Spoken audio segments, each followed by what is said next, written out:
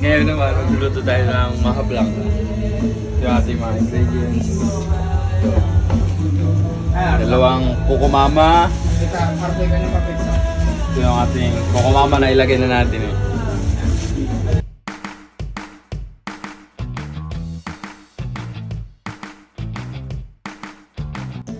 Ang ilalagay natin itong green corn sweet. Guys, ilalagay na natin itong dalawa guys. Sa ating gagawing maha blanca.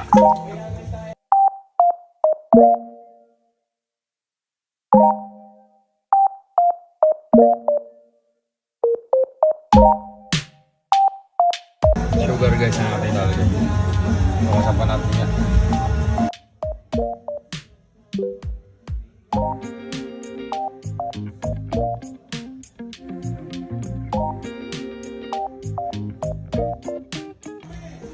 Sunod naman natin ay yung angel condensada.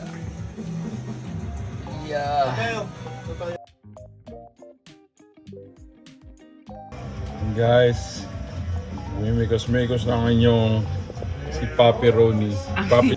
At yun guys, ating bubahay na ating stove. Ating lulutuin na siya.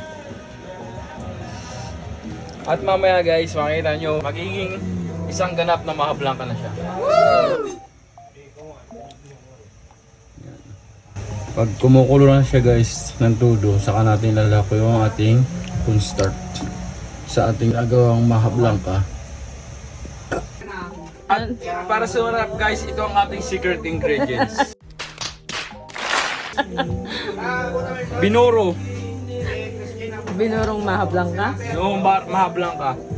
Guys, pawang mga eksperto lang nakakagawa nito. Swerte naman ng jowa ko.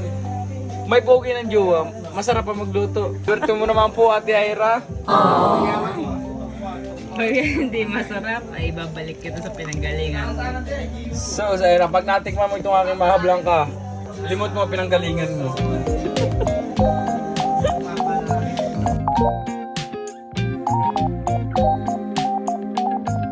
Ito yun guys.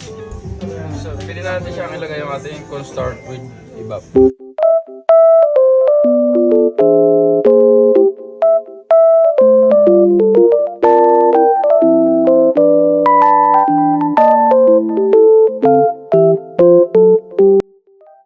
May tigas-tigas na siya. So, nagiging na siya isang ganap ng maha blanca. Yan, ating haloloy lang guys. Yung ating ginagawang maha blanca.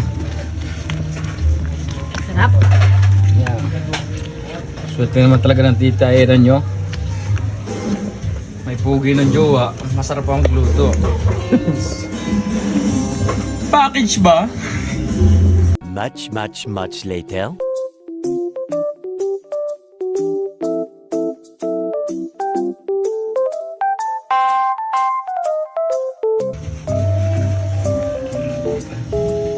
Shout out sa mga sinayang ako dyan.